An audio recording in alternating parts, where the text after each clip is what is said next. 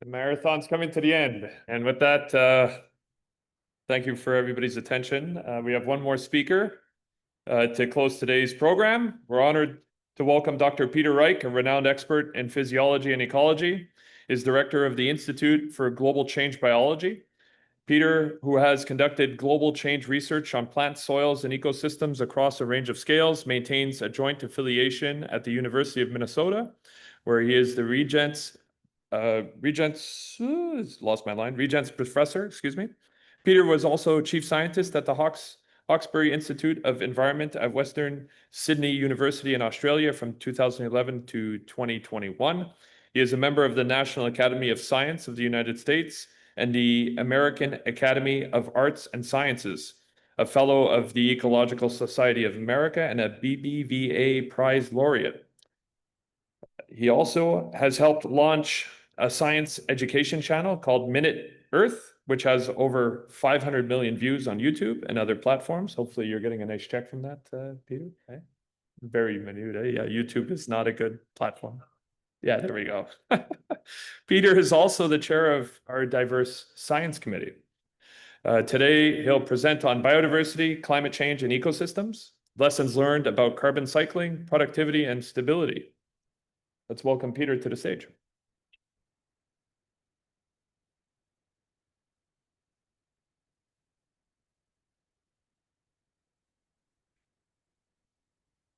The hand mics, I like to walk Yeah, around. can we get the hand mic as well? If possible. Hey, everyone. I know I'm the last person standing between you and some snacks, and it's a long day. So why doesn't everyone get up, turn around 3 times and walk around your table, and then we'll sit down again. So come on, do it.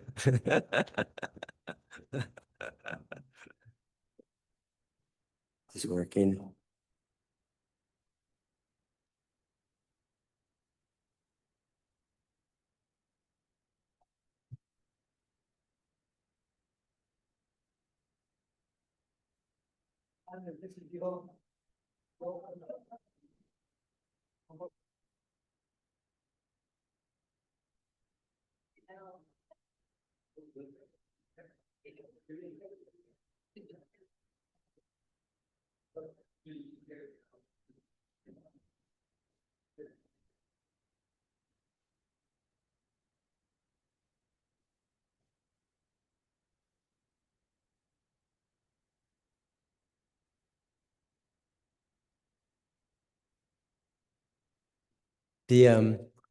Oh, you're gonna try the other, see if the other one, either I messed up and sent the wrong one, or if I did, we'll be stuck with that version. But also there's a problem with the fonts, obviously, that I thought didn't exist any longer going from Macs to PCs, but we'll have to deal with it. So we ready to go, or? She's still checking? Okay. So I'm going to talk about biodiversity, climate change, and ecosystems. Like Christian, I went too far, I think. And I'm going to talk about the work we do in very different systems, because we really need to understand the way in which biodiversity, climate change, and ecosystem function vary in very different systems, including all around the world, because we really need to see whether those systems behave similarly or differently, and if differently, how do we understand and make sense and quantify that? So diverse is about many elements of diversity. We've heard about this all day long. It's about not just trees, but wildlife, microbes, multi-trophic networks, people, products, economies, and services. My talk is narrower, largely focusing on how one element of diversity, trees, influences productivity and stability, and exploring the mechanisms at work. And I've taken this tack because diverse is so large that it's easy to lose track of the fact that the underlying way in which diversity matters to ecosystems, which then flow on to all the other things we care about, is actually very complicated and something that's relatively new in our sciences. So I'm going to ask these 4 questions about the links between climate, ecosystem function, and biodiversity. How does climate change impact ecosystem function? How does it impact biodiversity? In turn, then, what are the biodiversity effects on ecosystem function? And what role can diversity play as a component of nature-based solutions, in particular to climate change? And for purposes of this talk, biodiversity includes community assembly and composition, like which species are there, not just diversity metrics such as richness or Shannon's diversity or other ones. And also, when I'm talking about biodiversity and ecosystem function, we're generally talking about the level of local diversity, like in a stand or a patch, not extinction per se. We're really talking about simplification at a patch community scale, which is very different than with thinking about species loss, which is, of course, also important. And in fact, this thinking about this approach can allow us to bridge ecology's two paradigms. On the one hand, we have evolution and biogeography and much of ecology as a life science, where we think about population biology and community ecology. We ask what's responsible for the origin, distribution, and abundance of species. And the units are individuals, abundance, species, etc. In other words, the diverse forms that all life takes. Whereas we also can think of ecology as an earth science within the realm of physics and chemistry. Here we have the realms of ecosystem ecology and biogeochemistry. We're asking what regulates the fluxes of matter and energy. Units are energy, biomass, nutrients, etc. In other words, the stuff life is made of, which is we measure and think about very differently. And in many cases, these two parts of ecology don't mix very well. And so part of what we're doing here with biodiversity is trying to understand that connection. When we think about ecology as a life science, and we're also often thinking about conservation biology, whereas when we're thinking about biodiversity and ecosystem function, we're thinking about the way in which biodiversity might drive the functioning of ecosystems. Now, we've heard about traits a number of times today. If I had, 2 hours to tell you everything I know, which probably only take me 20 minutes, but if I had the 2 hours, I could talk all about plant traits, because I think traits are a great currency to connect community assembly, biodiversity, and ecosystem structure and function. And they're a way to also connect evolution and physiology, and that it can help us make sense of diversity and what diversity will bring us, as we've heard about from other speakers today. So what about climate change impacts on ecosystem function and on the communities and their biodiversity? I'm going to lump those two here. We heard about fire earlier today. We all know that Canada had its worst fire season ever 2 years ago, and a bad one this year as well. And elsewhere in the world, pretty much almost everywhere else in the world, there's also more and more fires. This just happens to be Brasilia, where they had a really bad fire year in September of 2024. And so we know that climate change is creating more and greater fires that are creating big disturbances that are going to have big impacts. And that's important that we've heard about it today, an important part of diverse. But I wanted us to drill down that there's many other ways climate change matters. Climate change is already harming ecosystems, even ignoring wildfires, even in cold, wet environments, like much of Canada. This is tree ring data from Mirabel et al., working in Martin Girardin's group, working with Danny Way and me and several others. We're using tree ring data from across Canada shows simply the drier air from higher temperatures already reduces tree growth, independent of warming and soil drought. Everywhere that's red shows where black and white spruce are growing more slowly due to drier air. Everywhere that's blue, if you can find any, shows where they're growing faster. It doesn't take a rocket scientist to see that higher vapor pressure deficit is already taking a huge toll on tree growth everywhere in Canada and pretty much everywhere in the whole planet. And the reason is a very simple physiology. Almost every species on Earth tends to close their stomates under drier air. That means less CO2 gets in and photosynthesis is less and your growth slows down. And somehow people like me and all the other physiologists in the world pretty much ignored this till about 10 years ago. And now there's more and more attention given to VPD as a huge driver of processes pretty much everywhere. But the point here, though, is more that climate change is already having big effects. You don't have to worry about droughts. You don't have to worry about fires simply from drier air. Whoops. So we have the scale of all of Canada. We also can look at some of these questions at fine scales. I'm going to give one slide from our open air warming and rainfall manipulation and VPD experiment called Before Warmed in northern Minnesota. We're hopefully at some point working with some diverse folks. We can put populations of aspen or white spruce or others from different locations in the same climate change experiment. This is in the southern fringe of the boreal forest in northern Minnesota. And the one slide I have from here is that in one particular 5-year sub-experiment, we saw that there's very poor regeneration of boreal conifers, and particularly balsam fir and white spruce. If you just look where the red arrows are under the ambient rainfall temperatures, you went from ambient to plus 1.5 C to 3 degrees C. Both the growth and survival of these two conifers as regen tanks, and mostly because the soils are drier. More than anything else in these systems. And so it doesn't have to get 5 degrees warmer for warming of the planet to really have a big toll on at least the regeneration phase of some of these species. And we certainly see from inventory data that they're not doing well as adults across Canada either. Well, let's turn it around. Instead of thinking about, let's think about climate effects on biodiversity rather than the way our ecosystems are functioning. And here I'm talking about biodiversity narrowly defined, species richness, Shannon's diversity, evenness, those kinds of things.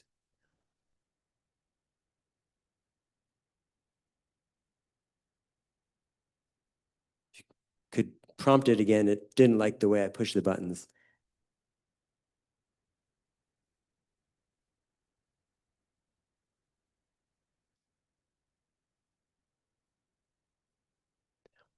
Well, we actually know shockingly little about how global change impacts diversity, especially climate change. And we know far more about how land use and nitrogen deposition influence biodiversity than we do about CO2 and climate impacts. In part because CO2 is well mixed everywhere on the planet. So we have no way other than experiments or models to estimate what CO2 directly is doing to diversity. And similarly, our climate change is happening at a scale that it's hard to use a temporal trend to see the effect of warming independent of precipitation and variation and land use and rising CO2 and nitrogen deposition. So it's very hard to detect observationally. And we actually have one of the few experiments that can test this experimentally. These are very small trees called grasses and forbs. And this is an experiment we call Terracon for temperature, rainfall, CO2, and nitrogen, a sub-experiment with the biodiversity CO2 and N experiment at Cedar Creek, Minnesota, where for the last 14 years now, we've been modifying 4 different global change factors in open air, temperature above and below ground, rainfall reductions using temporary shelters, elevated CO2 and nitrogen deposition to look at the effect of these 2 by 2 by 2 factorial on many, many different aspects of this system. But the one I'm going to talk about today is the species richness of these planted 9 species communities. So we have 13 years in which plots have had either no change, or they've had one of those 4 changes, or they've had 2 of them at a time, or 3, or all 4. So what's happened in terms of species richness? What we've seen is species richness at a local neighborhood scale within these plots. So basically an area the size of a part of this table has gone from 5 down to 3.5 as you go from 0 to 1 to 2 to 3 to 4 global changes. So if you have any one of these changes, you lose 80% of your richness in 13 years in this experiment. With any 2 on average, it's 16%. With all 4, it's a whopping 35%. So at least this particular system, richness is very sensitive to the combinations of global changes. And we think it's both due to traditional drivers or mechanisms such as competitive exclusion, that under higher resources, more dominant species outcompete others and preempt the resources. We think it's also due to some species not doing well with the stresses of some of the treatments, such as low rainfall, and especially combined with warmer temperatures. Now, is this true in forests? I don't know. We think so, but we have very little data to go on. We don't have long-term experiments in which we warm forests. I did the math once. It would cost something like $50 million a year to heat a 30-meter tall or 20-meter tall forest, 50-meter plots, kind of the same spatial and hierarchical scale as heating a grassland plot. And we obviously don't have that kind of money to do those experiments, and no one anywhere in the world is. So with forests, we're basically forced to only use the observational record or try to compare across climate gradients. But I've never seen a paper that tries to actually quantify how much species richness has declined because of climate change so far in forests around the world. I'm surprised because people try to do everything in this day and age, especially with machine learning. So I'm going to turn it around now. Let's think about how biodiversity now affects ecosystem function, which is, of course, a concern if we're losing biodiversity. And this is from the biocon part of that long-term experiment that started 15 years earlier, and a companion experiment called BioDiv that Dave Tillman was the lead on, that was set up at the same time. This is a paper of 13 years ago, which we showed that diversity has very predictable positive effects on productivity, shown as relative yield here, as you go from 1 to 16 planted species. And as you go from the red to the green to the blue colors over 15 years, those biodiversity benefits got larger and larger over time, which actually surprised us.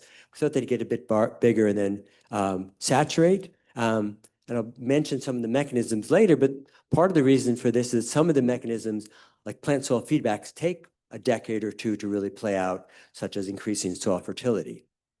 And as you'll see in a minute, these benefits have continued to grow for 27 years. We see the same thing in global forests from forest inventory data around the world as we do from local grassland experiments. And we've seen this repeatedly in forest experiments as well as forest inventory, in grassland inventory data as well as grassland experiments. This shape you see here of the productivity species richness curve is almost identical in all those studies, and the math of them is also very similar usually.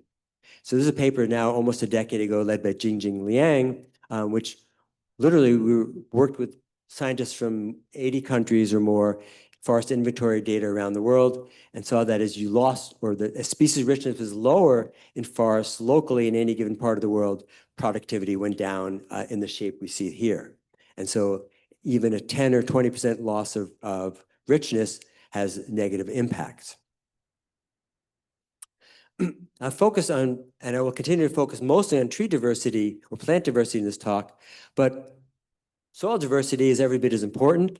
This is work led by Manu Delgado Bacarizo, which we worked with scientists again from all over the world, taking my soil data from experiments and observations in forests, grasslands, and shrublands across biomes, looking at a number of different functions shown on the right there and a multifunctionality index on the left, and also a multi-diversity index as well as the individual kinds of soil organisms.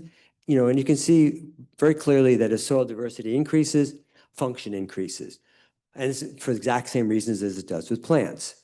And there are a limited number of studies in which people have manipulated both soil and plant diversity, and we see the same things. So diversity helps systems become more productive. It's true whether the diversity is in the soil or in plants. What about stability? I'm going to show just 2 slides here. One is I mentioned earlier that we've kept this experiment going now for 27 years. There's a paper just out in Ecology Letters led by Neha Mohan Babu, in which we used 5-year time windows over the first 25 years and looked at the way in which stability, which is basically defined, as people often do, as productivity divided by a measure of the variance, that stability is increased over time. Well, let me go first. Diversity always increases productivity. And as we said earlier, that has grown, and that's on the left. Try not to look because it's too complicated to look on the slide, but the bottom left box shows as you go from the blue to the yellow, that diversity bonus for productivity has gotten larger and larger for the entire experiment in all 4 combinations of CO2 and nitrogen shown here. But on the bottom right, what we show is that diversity also always increases stability, and increasingly over time in the ambient, but decreasingly over time under elevated CO2 and nitrogen addition, because they decrease the species asynchrony. And if you're not familiar with stability metrics, asynchrony among species which is basically, are they doing the same thing at the same time or from year to year under similar conditions? The more differently they behave, the more that actually creates stability in the system. We see here that under elevated CO2 and elevated nitrogen, the species are behaving more in synchrony, which makes the system less stable. So diversity helps with stability, even in the face of these two global changes, but the story gets a little complicated. The other slide I wanted to show about stability is work from Han Chen's group. Xiaoxiao Ding, who was a PhD student, led this project that came out last year using 7,500 plots from 8 provincial government inventories, shown in the red dots across Canada on the left. And the story here also, if you look at the top, the standardized effect size when it's to the right of 0 means you're increasing stability. And you can see that asynchrony, which is the top bar, far and away has the largest effect. So in this natural systems, again, when the species are doing different things, the system's more stable. But here you get some interesting direct versus indirect effects of functional and phylogenetic diversity, where the direct effects of those actually were negative, but they had larger, which are on the red on the left side of the 0, but their indirect effects in blue-green on the right side, through changing asynchrony, actually made the system more stable. So diversity effects on stability are a little more complicated, but in this particular study, stability of productivity does increase with diversity in Canadian forests, mostly through asynchrony. What about mechanisms? We actually have far more data now with all of the grassland and forest diversity experiments and observational experiments on the outcomes of diversity for systems than we do actually for how the mechanisms work. And on the right, there's a slide I stole from Nico Eisenhower from one of his papers, very nicely thinking about low versus high diversity communities and the way they interact with soil communities. And on the left, I listed kind of my favorites of the 15 or 20 main ways in which diversity at a local scale can influence productivity and stability. To me, niche differentiation is probably far and away the most dominant one, because there's many different kinds. You can differ in your resource uptake differentiation or in how you use those resources, like shade tolerance. You can vary in phenology and time. You can vary in space, whether you're deep-rooted or shallow-rooted. You can have different thermal optima, and species almost always vary in all these ways. There's also facilitation, and here I do mean literally facilitation, where one species might improve the performance of another by shading it in conditions where it otherwise have too much light, or cooling it, or other things. There are also resource feedbacks that now include multi-trophic interactions, where high plant diversity and high soil diversity almost certainly increase soil fertility, not only in forest, but in grassland and agricultural systems. Then there's also the selection effect, where a particularly important and dominant and productive and stable species might be more likely to be successful and thus to occur in a given system. And then another one that's very important, I think, is reduced consumer or disease pressure, simply because of the density dependency of many insects and diseases. There's a paper I love from CJFR, I'm trying to remember now the author, in which they looked at, this is like 20 or 30 years ago, I think it was spruce budworm, and they were looking at mixtures of aspen and balsam fir, and even a 50-50 mixture of them reduced the impacts of it on the balsam fir. And this is like, I'm not even sure they used the word biodiversity in the paper. I can look it up if someone is interested. And lastly, there's diversity can stabilize the environment too. People like Sasha Wright are looking at that. And then the last one is really probably most important for stability, is the synchrony or asynchrony among community members as well. What about global change? All those things I talked about were true 200 years ago. We didn't know them then, but that's the way diversity influenced systems. And give just a couple examples here. First, I want to start by saying that there is evidence for positive CO2 effects on carbon storage in forests and grasslands. There's been a lot of, from experiments even, uncertainty about this, because until the study led by César Terrer, Sometimes it's mostly in the soil and sometimes in plants, but if you look at that red dashed line, everything to the right of it is the system is taking up and storing more carbon under elevated CO2. And all 108 experiments in this meta-analysis we did fit over there above the zero line. So there's lots of evidence that elevated CO2 is increasing carbon storage in soils or plants or both. But what about diversity effects on that? And here in unpublished data from our biocon experiment, where we look at species richness at a patch scale, plots with one or neighborhoods with 1, 3, 5, or 7 species, over the 25 years, if you look at biomass, the blue is elevated CO2, the red is ambient, always have higher productivity under elevated CO2. But if you look at the 5 and 7 species, there's much higher CO2 fertilization factor. Their increased carbon acquisition under elevated CO2 is much higher than in the 1 and 3 species.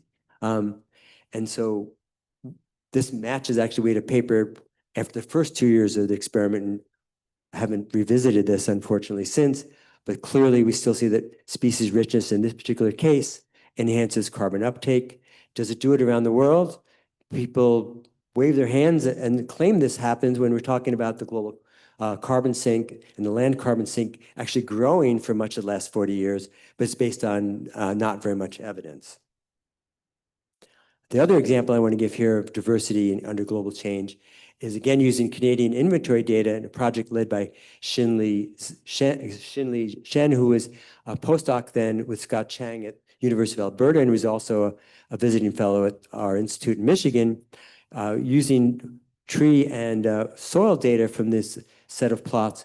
We saw that over decadal scale, forests that had greater evenness and functional diversity were associated with 30% greater increases in organic horizon and mineral soil carbon over 10 years. And so that's a pretty big boost in soil carbon. So diversity mattered in this case as well. Whoops. I think my last, well, it's not a data slide, but last slide talking about papers is this one, that traits matter and context matter. Many of you in this room, I think, were co-authors on these 1 or 2 or both of these papers led by Li-Ting Zheng, who was a postdoc with us in the University of Michigan at the time, looking at the tree diff net experiments, and in one case also grassland experiments, and seeing that plant diversity effects on productivity strengthen over time in all of these experiments on average, and it was due to trait-dependent shifts in species over yielding. So we have the trifecta of traits, productivity growing over time due to diversity. And that context matters in the paper out this year, that neighbor diversity increases tree growth everywhere in these experimental forests, but more so in wetter climates, but not in wetter years, which supported one of 2 kind of alternative hypotheses about that. I've kind of given you a whirlwind tour here of some of the things that I like to think about regarding diversity. So the take-home message here is climate change, of course, has big impacts on ecosystem function. It also impacts the biodiversity, and we need to understand a lot more about that. In turn, biodiversity is a big benefit for trying to slow climate change by storing more carbon, but it's either a positive feedback loop or negative. If we lose biodiversity, climate change is going to change faster, which makes us lose more diversity. If we can both slow down and mitigate climate change and slow down diversity loss, those will help push us in the other direction. And obviously, the Forests of Canada and the Diverse Project are all about this in the Canadian context. So with that, I'm done. And if we have time, I'm happy to entertain questions to the group, or when we're mingling afterwards, I'm happy to take questions or brickbats at any time. Well, I see Christian's ready to jump up and down, so maybe I should run. Yeah, let's use that. But given it's Christian, maybe we just cut to the end of the meeting. Or go ahead, Christian. Well, thank you, Peter. I always enjoy your talks, always so broad, so overwhelmingly knowledgeable, but I want to put you on the spot. That's why I brought you here. That's the only reason. Nice guy, yeah. I want to put you on the spot. Diversity is good, but we have this idea to bring new species to increase diversity. that are not natural species. And will you expect that this is good also? And because, I'm wondering with all the grassland experiment, they were probably not all native species, were they? No, I think they're a mix sometimes of mostly native, some like ours were native and naturalized, Right. whatever that Naturalized, means.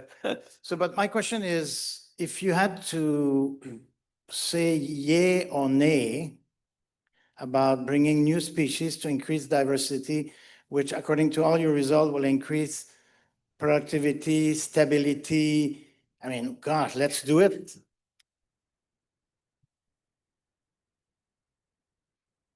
Given the way the climate's changing and associated disturbances are, yeah, my answer is yes, because I think the risks of not doing it are greater than the risks. There's always risks of everything. And I think from a simple diversity mechanism basis, mixtures of non-native species should have the same mechanisms by which they interact and lead to the same outcomes. Now, the non-native species might, in some cases, have an advantage over native species, largely, in my opinion, through escaping from natural enemies more than anything. But maybe in some cases, if there's a forest that you want to grow wood out of, that's not a bad thing. And so many of the things that you and I grew up thinking were bad for nature and bad for forest or forestry, they may still be at some level, but the world has changed. And, you know, just like, well, no, I'm not going to go there. That's a terrible analogy. The world has changed. And so we really have to choose between alternate futures. And so there may be things we really would rather not do. But if the alternative is far worse, most likely, then sometimes we have to choose them and just go ahead and jump in with all feet flying.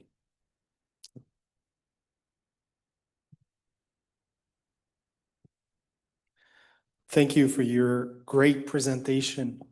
You showed a lot of results.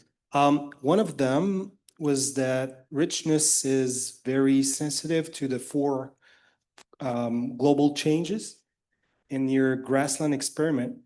And it seemed to me that the effects of adding 1 and 2 and 3 and 4 seemed additive. I was wondering if you were surprised by that. Were you rather expecting like a multiplicative effect rather than an additive effect like you saw? It's a great question. And actually, we're thinking about this right now because we're finally writing this up. One advantage and disadvantage of long-term data is you can wait because, well, year 13 is better than year 11, but also means like sometimes you don't get around to things for a long time. There are actually hypotheses out there in the literature where people have tried to use the experiments that had like 2 global change factors at a time. And you can find both hypotheses. Some people think, oh, multiple global changes are going to have greater than additive negative effects. Other people, and for good reasons, also the opposite, that they're going to buffer each other. And it may depend on exactly which ones you have. In our case, we actually see when we don't just lump them as 1, 2, and 3, and 4 factors, we see a lot of interactions pairwise between them, where sometimes but if I'm remembering correctly, I think the temperature effect on species richness became more positive under elevated CO2, meaning there were more species retained than the ambient, but the combination of, and maybe that makes more sense, with the combination of low rainfall and higher temperature went the other way. We lost more species than either, if you added the 2 individually together. But when you think about them as just 1, 2, 3, and 4, I would have thought they would have been synergistic, meaning slightly greater than additive. They're about additive, but that's averaging the 13 years. Actually, if you look over time, and this I have no idea why this is the case yet, for the 1, 2, and 3 global change factors at a time, they all started out about 15% lower than the ambient, and they've come towards 0 over the 13 years. So those with 1, 2, or 3 factors, the loss of richness has gotten smaller, whereas the 4 species together has started about 15%, has gotten to about 45%. So there's a temporal dynamic to it that I don't really understand. We were just looking at it the other day. So there's a lot going on, I think, and like we had a paper a year ago or so in which we were able to see like a long-term flip in the CO2 nitrogen interactions in the 25-year experiment on species richness, which we could explain due to shifts in the abundance of the vegetation and what it meant for light, with light being the dominant controller of competitive exclusion. With this data set, not exactly the same experiment, a sub-experiment with different set of species, different number of species and more drivers, light doesn't seem to be important, which like I'm beating my head against the wall, like how could it be so clear in this other longer term data set, and we don't see it here with when you have more global changes. So a lot, even in a single experiment, there's a lot you that can with lots of data that you can't figure out. So I went on a long soliloquy to your question.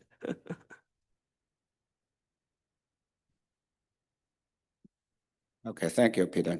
I see you talk 3 years ago when you visited UV. Now listening to your talk today, I have already seen how fast the field has advanced. Yeah. For me, I have a long-term struggle. You may help me with this. Struggle with an ambivalent feeling toward the traits. I love traits. I hate traits. Why? For ecologists, there's no way we can get rid of trait. But none of the traits really are great predictors. Yes, they all show are significant, but the predictions are very small in terms of what the King talked today earlier about in predicting growth, survival. The very small percentage thing. So here, from your perspective, evolution, ecology versus physics, by chemistry, whether this way you can reconcile and help my struggle, okay, I settled the problem. Yeah, Sure. I would like your input. Sure, that's a great question. I'm going to go off on a slight tangent first in answering. First, I think traits actually work much more easily with structure and function, and because those are driven more by short term, and by short term I mean the accumulation of day-to-day like fluxes and things of that nature. So I think I'm convinced I could predict eddy flux measurements from traits in a system really well, if I knew the climate, I knew the species. But I think what happens, and I've forgotten about this, I used to use this analogy many years ago. I think the reason it's very hard to go from physiology or ecophysiology or traits to outcomes of like community assembly and compositional change is that we all know that if you look at like compound interest and look at like relative growth, a tiny difference in growth rate driven by some trait differences that's too small to measure can end up making something, a tree as tall as this roof and another one this tall within a few years. And so I think that there are really, and that's just one variable, but when you have many of them doing these kinds of things, I think the fact that the outcomes either amplify through things such as compound interest or maybe gets dampened in other ways, such that small effects that are really important are very hard to track through time in terms of their outcome. And traits are maybe partially responsible for this because we're often actually, what we're doing is looking at usually a statistical correlation of a trait and an outcome. And so when we do find them, we have to think back like what exactly, it's often the case that to me, the trait that we're measuring isn't really why we're seeing that outcome, but that trait is covariant with a bunch of other things as well as that trait that collectively are linked to that outcome. And that in essence, we need better kind of multiple trait frameworks to think about that. So yeah, I think I actually also have a love-hate relationship with traits because people bash traits, people often criticize them because, oh, they don't explain things, but they often also don't measure the traits that maybe would be most valid and interesting in a given question. They think that specific leaf area, which I actually love, is going to explain everything. And of course, there's like many, many other traits, maybe rooting depth, maybe, defensive chemicals in seeds, that will explain a certain outcome. And so I think part of it is that we still have, as was pointed out today, a hugely impoverished database, even among species, let alone within species. And so I think there's that part of it too, is not only don't traits explain everything, we don't even have good trait data yet. And so we're far, maybe I shouldn't go there, but we've become so overly reliant, I think, on tools such as AI and machine learning that people will throw like any kind of data at it, like spaghetti, and it'll give you an answer of some kind that often doesn't necessarily make biological or ecological sense, and maybe isn't correct, and that somehow we've let our field, I mean, I love those tools, but we've let those tools lead us rather than having ideas lead us. And in some ways, this is not the first time this happened. How many of you have spent a lot of time with ergas, like measuring photosynthesis and respiration? No, not very many. Anyone? Well, I used to, and I felt guilty for 20 years, like for helping like pioneer the field, because people just went out and got ergas and measured things with the notion that, oh, this must be an important measurement. Let's measure it and then figure out what it is we're learning. So I think that I don't know how I got on this tangent from your question, but it was about traits, though. So I think that we need to think more thoroughly, like, what is it that traits can tell us? Do we have the right traits? And how do we actually try to make the connection between the traits and the process? Like, sometimes maybe the model is the best way to do it rather than a statistical approach, because then the model, at least you can try to bake the processes into the model. And so people are doing that, but it's also very hard. Which is actually another thing that most of the large models, like the land surface models, they don't really do traits because they divide the whole world into like 4 or 8 or 12 plant functional types and give them all the same exact traits for all of Canada. So, which obviously everyone in this room knows isn't true.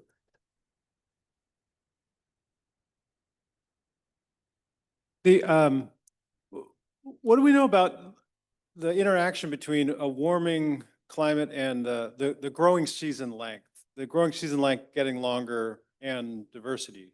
I'm thinking about just more efficient use of resources with asynchrony, but I just wondered if you'd comment on that. No, that's a great question. There's been one of the hypotheses about global warming, climate change, especially in cold northern latitudes, is the growing season gets longer. Shouldn't that help plants, trees grow more? And that even if in the middle of the year you're ameliorating low temperature limitations to photosynthesis a greater fraction of the time, maybe that more than offsets time when it's a little too dry in the middle of the summer because you lose too much. And there's not great data on that because it's hard to do observationally. And then people have spent more time trying to understand those effects on phenology. There's been a bunch of arguments about whether or not how that fall phenology in particular is influenced by that, as well as the total length of the growing season. But actually in our before warming experiment, we're finally getting around to a second or third phenology paper. We have 15 years of data, and we're finally getting around to publishing for the first, writing the paper, we haven't submitted yet. The first paper on shoot growth phenology, where for the seedlings, we actually measured the growth of the leader every week for like 1,000 seedlings every year for 15 years under all these conditions, with the idea of testing whether or not early growth, assuming there was early growth, meant greater total growth. And what we found, which I couldn't have answered a year ago, is that every single one of our 20 species we've had in the experiment over time shoots out earlier under warmer conditions. So they all have a longer, they earlier start the growing season. About half of them stop the growing season. The shoot growth stops earlier, about half goes longer. And about half increase, or a third increase the maximum growth rate of the shoot about a third of them about the same, and a third the maximum growth rate is lower. So you have like every permutation of that growth curve you could want. So in some we see that early growth by no means guarantees more growth. Earlier the shoot elongation helps a subset of the species that also tend to either keep their maximum growth rate the same and the growth length. But it's those phenological differences, we don't really understand why they're doing that. And actually, I'm surprised that they're as diverse as those differences are. But maybe I shouldn't be surprised since phenology is a very complicated process by which the plants are sensing their environment and figuring out what to do. So.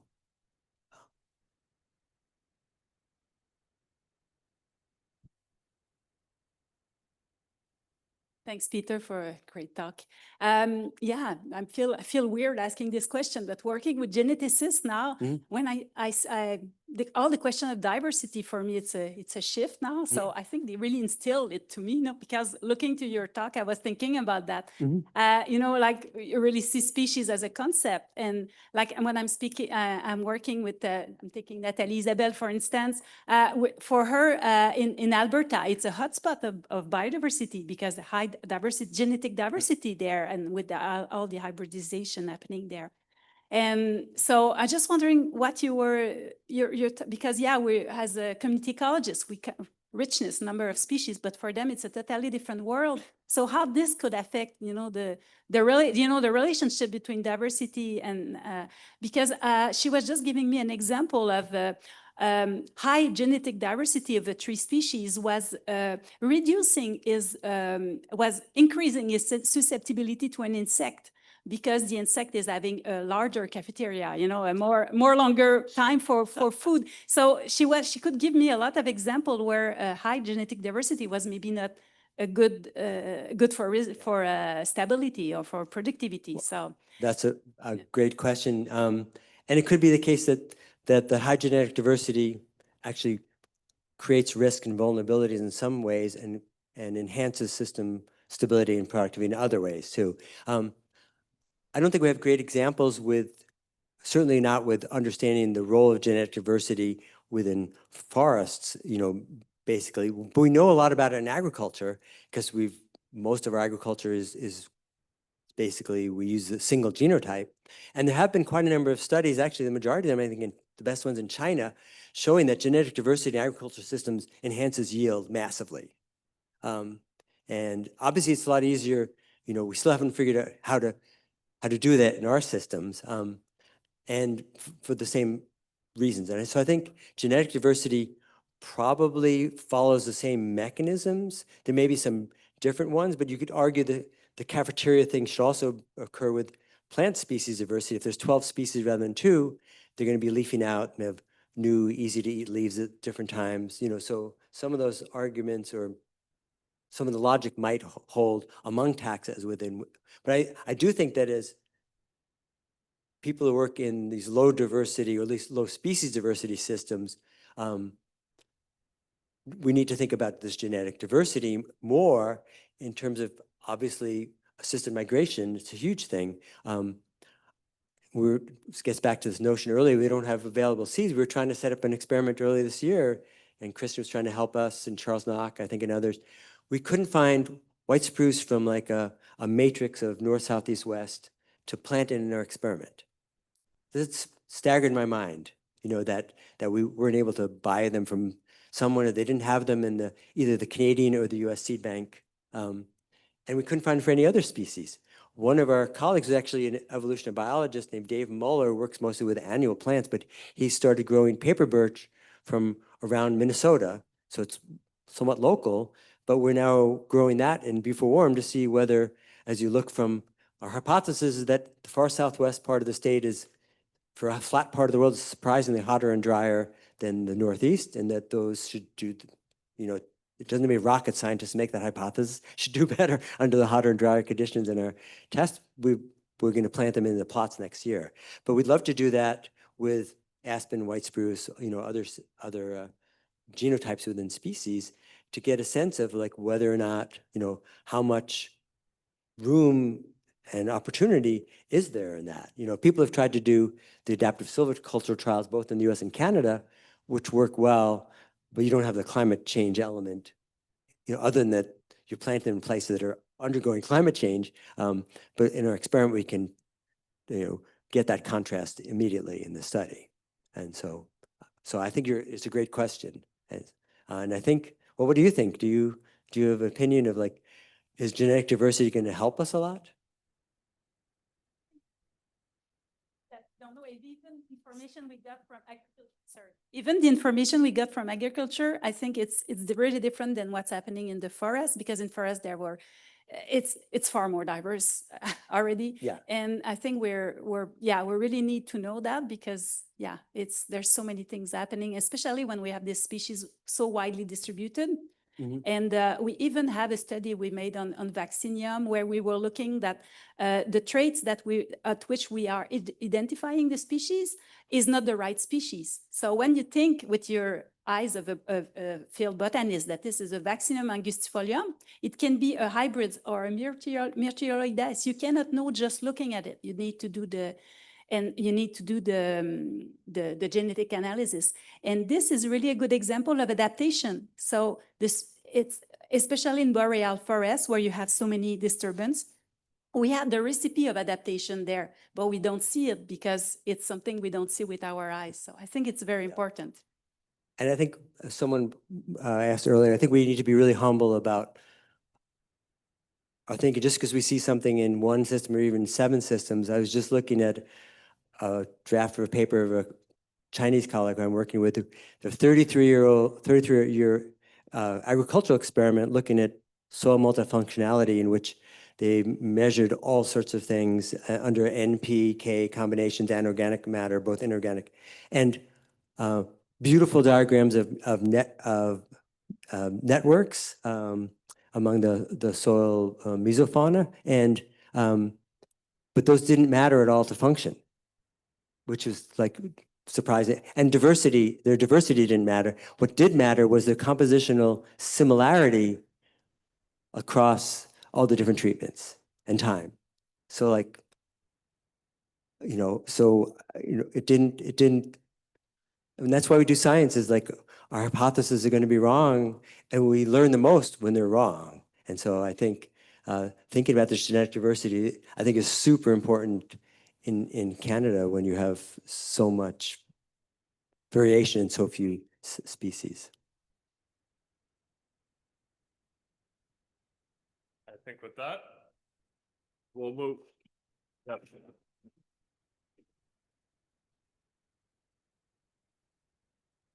Thank you, Peter.